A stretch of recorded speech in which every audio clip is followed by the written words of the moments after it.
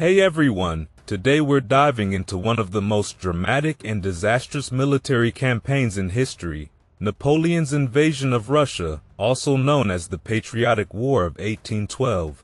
Imagine leading an army of 615,000 soldiers into a freezing hostile land, only to face a catastrophic defeat.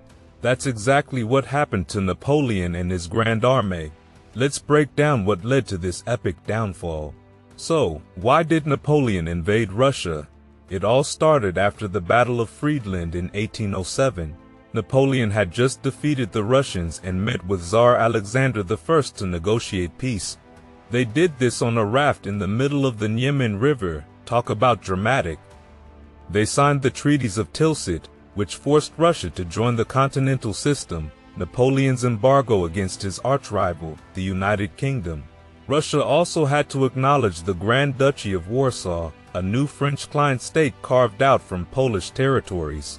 In return, Napoleon promised to back Russia in its war against the Ottoman Empire and even supported their invasion of Finland. It seemed like they were best buds, dividing Europe between them. But not everyone in Russia was happy with this deal. The proud Russian aristocrats hated it. They were used to winning wars and wanted revenge for their recent defeats. Napoleon made things worse by blocking Tsar Alexander's dreams of taking over Constantinople and parts of the Balkans. Napoleon didn't want Russia to have access to the Mediterranean. Another sore point was the Duchy of Warsaw. The idea of a revived Polish kingdom right next to Russia made Alexander nervous. He asked Napoleon for a promise not to bring back Poland, but Napoleon refused. He saw Poland as a perfect buffer against Russian threats. Things got even tenser in 1809, when Napoleon expanded the Duchy of Warsaw after another war. Then, in 1810, he insulted the Russians again by ditching his plans to marry Alexander's sister and instead marrying an Austrian archduchess, Marie-Louise. The final straw came on December 31, 1810, when Alexander pulled Russia out of the Continental System. Russia's economy, heavily dependent on trade, was suffering because it couldn't trade with Britain.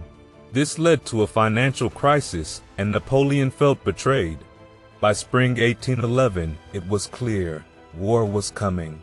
And now let's talk about the preparations for this massive invasion. Contrary to popular belief, Napoleon didn't underestimate the challenges of invading Russia. He knew it was going to be tough and took serious steps to prepare for it. Napoleon had already experienced Eastern European combat during his Polish campaign in 1807 and had studied the failed Swedish invasion of Russia by Charles XII. He understood that the Russian terrain was sparsely populated, lacked proper roads, and had little in the way of supplies. He famously wrote, "We can hope for nothing in that countryside, and accordingly must take everything with us." This meant the Grande Armée couldn't live off the land like usual, but had to rely on a massive supply train of 7,848 vehicles stocked from depots in the Vistula River Valley.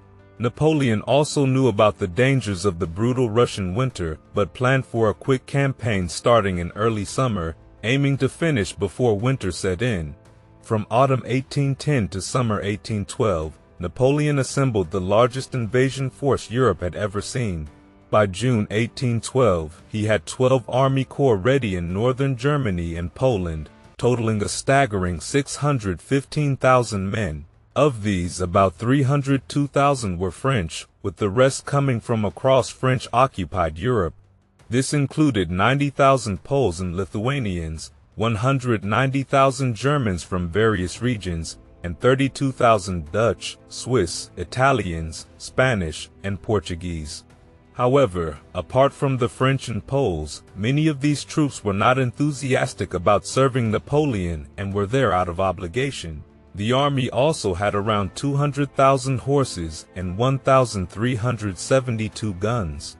Napoleon's Grande Armée was divided into three lines. The first line, positioned along the Grande River, had 449,000 men and was subdivided into three separate armies. The main army, commanded by Napoleon, included three corps led by Marshals Louis-Nicolas Davout, Nicolas Oudinot, and Michel Ney. with a cavalry corps under Joachim Murat, the King of Naples. This main army was supported by two auxiliary armies, one led by Napoleon's stepson, Eugène de Beauharnais, Viceroy of Italy, and the other by his brother, Jérôme Bonaparte, King of Westphalia. Napoleon's choice to entrust these commands to his less experienced family members instead of seasoned generals has been widely criticized. The second line, with about 165,000 men, was meant to provide replacements for the first line, while the third line, comprising 60,000 men, guarded the rear. On the other side, Russia had 650,000 soldiers in 1812, but these troops were scattered across the vast empire. Only about 250,000 men and 900 guns were stationed in the western provinces to oppose Napoleon. These were divided into three armies. The first Western Army, led by Mikhail Barclay de Tolly, was near Vilna with 129,000 men. Prince Peter Bagration led the Second Western Army with 58,000 men about 100 miles to the south, and the Third Western Army, with 43,000 men, was marching up from the Balkans. And now let's dive into the next phase of Napoleon's Russian campaign. On June 24, 1812, Napoleon crossed the Niemen River, which was like his own version of Julius Caesar's famous crossing of the Rubicon. The first soldiers of his massive army stepped onto Russian soil without resistance. The nearby Cossack cavalry fired a few shots and then retreated. Interestingly, as Napoleon watched his troops cross, his horse got spooked by a rabbit, throwing him off and leaving him with a bruised hip. Many saw this as a bad omen. Napoleon's goal wasn't to conquer Russian land but to destroy the Russian armies and force Tsar Alexander to submit and rejoin the Continental System. This wasn't a war of conquest, but a war of control, aiming to punish Russia and keep the rest of Europe under French dominance. Napoleon's plan was to sweep through Vilna and crush the Russian armies one by one, hoping to end the war in 3 weeks. However, the Russian commander-in-chief, Mikhail Barclay de Tolly, guessed Napoleon's plan. He decided to deny Napoleon the decisive battle he wanted by retreating deeper into Russia, using a scorched earth policy. The Russians destroyed anything useful to the French, including crops, windmills, bridges, livestock, and depots. This strategy was supported by the Baltic German officers in the Russian army, but it caused friction with Russian-born officers who felt dishonored by the retreat and wanted to fight. On June 28, Napoleon entered Vilna to great fanfare, but he was disappointed that the Russians had abandoned it without a fight. He stayed in Vilna for 10 days, celebrating Lithuania's liberation, while his brother, King Jérôme Bonaparte, advanced toward the Berezina River to trap Prince Bagration's army. However, bad weather and heat slowed Jérôme's advance, allowing Bagration to escape. After being reprimanded by Napoleon, Jérôme resigned in a rage and returned to Westphalia. By July 8, Napoleon learned that Barclay's army was at the strong fortress of Drissa, but by the time he arrived on July 17, it was abandoned. Meanwhile, Bagration had once again evaded capture, avoiding battle when French Marshal Davout took Minsk. On July 23, Davout fought Barclay at Saltanovka, forcing him to retreat further to Smolensk. By now, the campaign was a month old, and the Grande Armée had already suffered significant losses. The combination of scorching summer heat and torrential rains had led to widespread sickness, with over 80,000 men either dead or seriously ill from diseases like typhus and dysentery. Including deserters, Napoleon had lost 100,000 men before even fighting a major battle.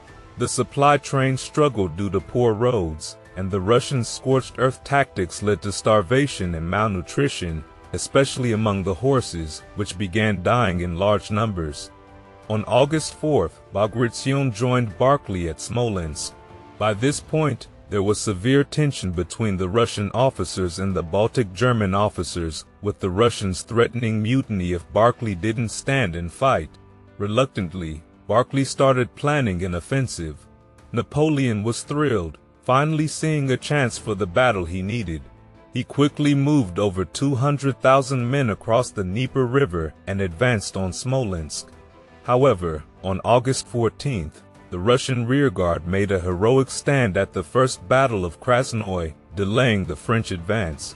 The Battle of Smolensk from August 16th to 18th was the first large-scale battle of the campaign. The city was engulfed in flames and the fighting was intense. Although the French eventually forced the Russians to retreat toward Moscow, the victory was costly, with 10,000 French and 12,000 Russian casualties. Napoleon considered wintering at Smolensk, but knew that any pause would be seen as a defeat, leaving him with no choice but to push on toward Moscow. After the controversial decision to abandon Smolensk, Barclay was replaced by the well-respected 67-year-old veteran, Mikhail Kutuzov. Kutuzov, who had faced Napoleon before at the Battle of Austerlitz, continued retreating deeper into Russia. Finally, he chose to make a stand at Borodino, around 120 kilometers from Moscow. On September 7th, Napoleon got the decisive battle he had been waiting for, but it came at a horrendous cost. The Battle of Borodino, lasting 12 brutal hours, involved 300,000 soldiers and became the bloodiest single day of the Napoleonic Wars. With around 35,000 French and 45,000 Russian casualties, including the death of Prince Bagration, the battle was a bloody stalemate. Though Kutuzov decided to withdraw, preserving his army, it left the road to Moscow open but dashed Napoleon's hopes of forcing a quick surrender. When Napoleon entered Moscow on September 14th, he found it deserted. The governor, Fyodor Rostopkin, had evacuated the city's 250,000 inhabitants and set fire to the supply depots. Dry weather and strong winds turned the small fires into a raging inferno, engulfing the city. With no means to extinguish the flames, Napoleon's troops were left without provisions or shelter, leading to widespread pillaging and a breakdown in discipline. Napoleon lingered in Moscow for 36 days, hoping for peace negotiations with Tsar Alexander in St. Petersburg. Believing the capture of Russia's largest city would force the Tsar to the negotiating table, Napoleon was disappointed as no peace offer came. By October 18th, realizing that no agreement would be reached and unwilling to be trapped in Moscow for the winter, Napoleon ordered a retreat. By the time Napoleon decided to abandon Moscow, his army had dwindled to just 100,000 men. Though they had survived the brutal summer, the worst was yet to come. Autumn rains turned roads into muddy quagmires, slowing the Grande Armée and exposing it to guerrilla attacks from the relentless Cossacks. Kutuzov's main army was not far behind and clashed with the French at the Battle of Maloy-Roslavets on October 24th. Despite a tactical French victory, Kutuzov forced Napoleon to retreat along the devastated route he had originally advanced. The retreat quickly turned into a chaotic rout as soldiers focused solely on escaping Russia. Morale plummeted further when the army marched through the Borodino battlefield, littered with unburied corpses. By early November, the Russian winter set in, with temperatures plummeting to -30 degrees Celsius. Soldiers suffered from snow blindness, and many froze to death, collapsing where they stood. Desperation led to fights over food and several instances of cannibalism.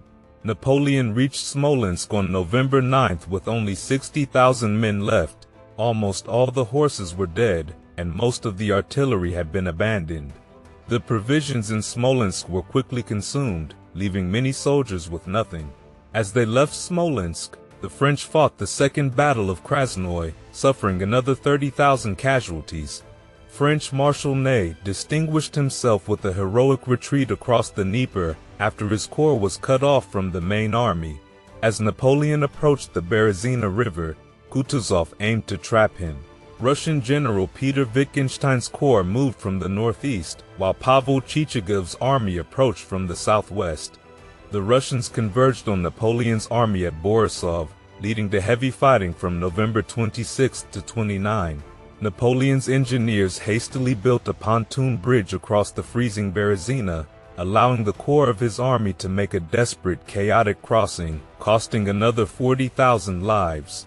and the French invasion of Russia stands as one of history's most notorious military disasters. Of the 615,000 troops who crossed the Niemen River in June 1812, fewer than 100,000 made it back. Many of these survivors were frostbitten, starved, or permanently disabled. Around 100,000 had deserted, 120,000 were taken prisoner, and 380,000 lay dead, buried under the Russian snow. Russian losses were also staggering, with an estimated 150,000 soldiers dead and countless civilians, bringing the total death toll to over 1 million. Napoleon never recovered from this catastrophe. While he quickly raised new infantry conscripts, he couldn't replace the lost cavalry and artillery. Meanwhile, the Russian army continued its advance into Europe, joined by the armies of Britain, Prussia, and Austria, marking the beginning of the War of the Sixth Coalition, which ultimately led to the downfall of Napoleon's empire.